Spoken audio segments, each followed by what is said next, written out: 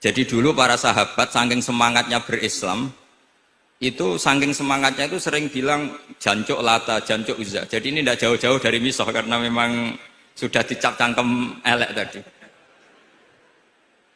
Terus mereka tanya, lalu kalau Tuhan saya jancuk, bahayanya jancuk juga Tuhan kamu.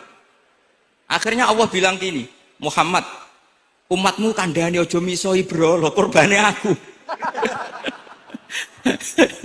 Makanya terusannya ayat fayasubbuha adwam bil khairi. Dan itu oleh Syekh Izzuddin bin Abdissalam yang dikenal sebagai Sultanul Aulia itu dibabkan mudah sekali. Babu saddid dzara'i. Jadi kalau kamu ingin Allah tidak dipisoi, Islam tidak disakiti, kamu jangan menyakiti agama lain. Itu bagian dari mencintai Islam. Jangan kira kita hormat sama agama lain karena ikrar, tidak, itu bagian dari mencintai Islam. Ini tadi saya diajari doa maksa Tuhan. Saya punya sanad yang mungkin lebih keren. Jadi ada seorang Arabi berdoa di Raudhah. Ya Allah, jika engkau jadikan orang soleh, maka yang senang adalah kekasihmu. Jika engkau menjadikan saya orang fasik, maka yang senang musuhmu, yaitu iblis. Tinggal jenengan mau menyenangkan kekasihmu apa musuhmu. Akhirnya ada hadits, ya sudah, soleh saja soleh, doa kok gitu. Artinya kalau seseorang soleh yang suka siapa? Rasulullah. Rasulullah berstatus Habibullah. Ya Allah, kalau engkau jadikan aku orang soleh yang suka kekasihmu. Kalau aku jadi orang fasik yang suka musuhmu. Terserah jenengan mau menyenangkan musuhmu apa menyenangkan kekasihmu. Coba pun terserah jenengan. Tentu pilihannya Allah menyenangkan kekasih Allah. Itu saya ijazahkan ini. Semoga agak diterima. Covid. Jadi kalau di Ihya itu ada Kitabul Wujdi. Ada yang baca Al-Wajdi. Tinggal zaman mondok ngarokati apa enggak tahu saya. Resiko mondok Lirboyo memang gitu, kata Mbah Mun itu harus semuanya diharokati. Tapi kata Mbah Mun ini sarang, jangan harokati semua, jangan maknani semua. Kalau dalil di sini katanya kan apa itu al ilmu sayyidun wal kitabatu qaiduhu. Jadi ilmu itu ibarat hewan liar supaya enggak liar dicancang gitu. Tapi kata Mbah Mun ambek cancang kabeh ya ketekekan mati gitu. Jadi ini, nah saya ini kan dikatakan Gus Kafabi tadi cucu murid. Ini saya senang sekali karena memang saya jarang mau diundang pengajian umum. Karena diundang itu artinya kan makmur, diperintah. Sehingga ini sekaligus maklumat, yang nggak merasa mbah guru, jangan ngundang saya, itu kualat nanti. Karena saya berkali-kali bilang, hormat kiai itu wajib, tapi ngatur kiai itu haram. Jadi aturan mainnya jelas, hormat kiai itu wajib. Seneng kiai wajib, tapi kalau ngatur kiai haram. Ngatur itu ya fatwa itu, fatwa ya. Begini, saya ini baru neliti, mungkin ini tahadus bin nikmat. Saya berkali-kali rembukan sama, termasuk diantaranya sama Profesor Quraish Shihab. Itu mau menjadikan manhajul Quran itu mudah.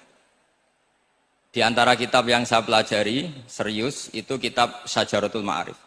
Nanti sebagian tak tinggal di sini biar diajarkan Gus Rikza. Itu rencananya PSG Pusat Studi Qurannya Pak Quraish itu menerbitkan itu. Sementara ini sekarang di UI Universitas Islam Indonesia saya juga ngajar kitab itu. Kitab itu begitu mudah menjadikan Quran itu pegangan. Kalau di sini katanya mau dimilenialkan itu, milenial itu. Itu begini, misalnya begini. Ini saya beri contoh. Jadi peristiwa-peristiwa khusus yang ada di Quran itu ditabwib secara umum. Jadi ini saya nanti tidak guyon supaya Gus Rikza agak kelihatan kalah, karena kalau guyon-guyonan itu menang saya. Saya ini orang Pantura. Saya misoh saja ada dalilnya. Karena memang dalam tarikh-tarikh itu gitu. Ini Muhammad ponakan kamu, kata orang-orang kafir. Saffaha ahlamana wasabba alihatana. Semoga gak ada yang menerjemah wasabba alihatana. Kitab itu mudah sekali. Misalnya begini, saya beri sekian contoh, mungkin 3 sampai 4. Babu nafil ibad bikullil bilad. Bab kalau seseorang itu harus manfaat di mana saja dia berdomisili. Terus beliau secara mudah bilang qala ta'ala hakian an Isa bin Maryam wa ja'alani mubarakan ainama kuntu. Saya adalah orang yang hidup di mana-mana itu membawa apa? Berkah. Terus beliau memberi judul secara umum babu nafil ibad bikullil bilad. Sehingga saya di Rembang, di Lirboyo atau di mana saja, etikanya satu, harus bermanfaat. Setidaknya manfaat kalau ada orang ingin menang ya saya ngaku kalah lah. Kalau ada orang yang ingin saya diangkat jadi murid ya oke saya jadi murid beliau. Enggak masalah. Karena bagian dari kesalian itu tawaduk. Pasti yang tawaduk jadi wali karena man tawadu'a rafa'ahu Allah. Yang kumo luhur jadi guru pasti tidak jadi wali.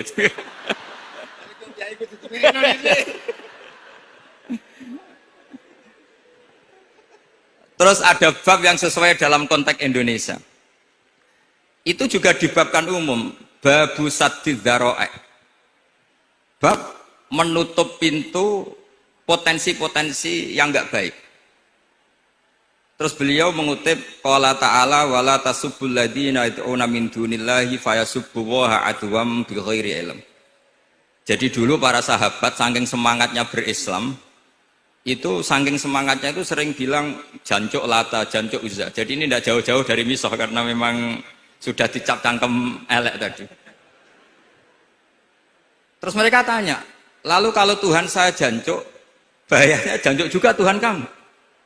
Akhirnya Allah bilang gini, Muhammad, umatmu kandhane aja misoi brolo, kurbane aku. Makanya terusannya ayat fayasubbuha adwam bi khairil. Dan itu oleh Syekh Izzuddin bin Abdissalam yang dikenal sebagai Sultanul Aulia itu dibabkan mudah sekali.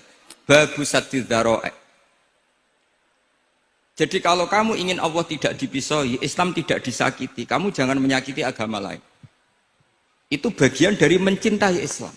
Jangan kira kita hormat sama agama lain karena ikrar, tidak, itu bagian dari mencintai Islam. Terus mengutip sekian hadis, la yasubbur rajulu abahu. Sebagian riwayat la yal'anur rajulu abahu.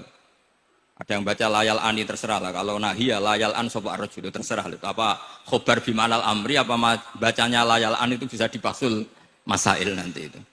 Jangan sampai seseorang tuh misoi bapaknya. Kata para sahabat, wa kaifa yasubbur rajul abahu. Bagaimana mungkin seseorang misoi bapaknya sendiri? Terus kata Rasulullah, yasubbu abar rajuli fayasubbu abah. Wa yasubbu ummar rajuli fayasubbu ummah. Dia misoi bapaknya orang lain kemudian dibalas bapaknya dipisah. Ini penting saya utarakan. Jadi mudah sekali. Terus dibabkan di bab umum itu babu saddid dzara'i.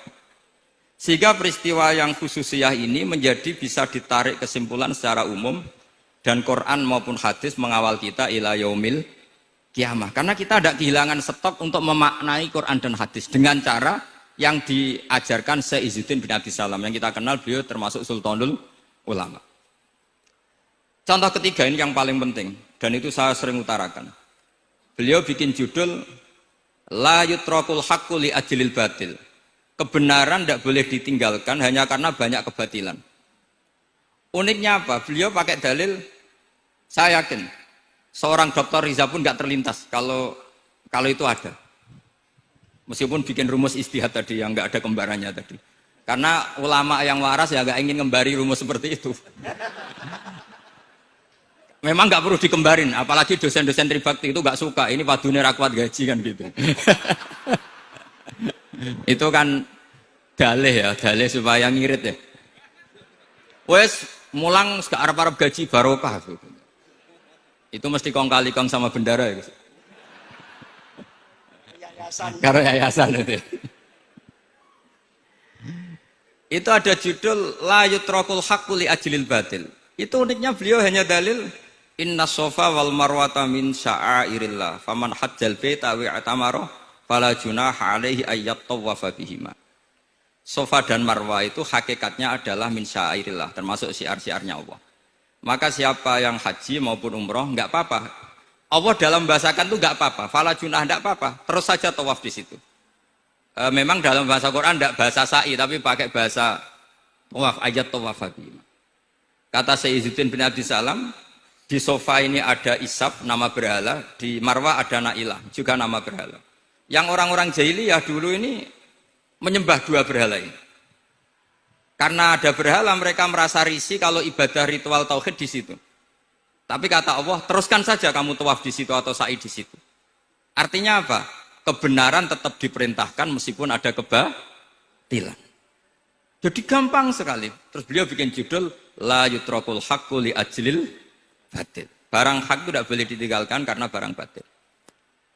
Saya di mana-mana kalau boleh dikatakan fatwa. Kalau ada orang mati karena narkoba atau karena mendem atau karena koplo atau karena oplosan, itu kita sebagai kiai datang saja.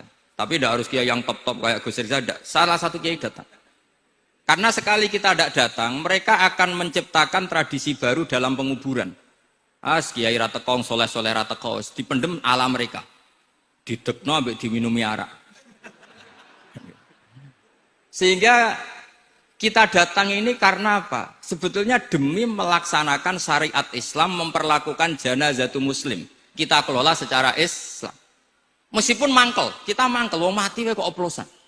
Mati-mati pas sujud kan keren. Atau mati karena gaji terlambat kan keren. Ini mati kok. Atau mati karena miskin telat apa? Gaji kan keren, tirakat lah, qanaah.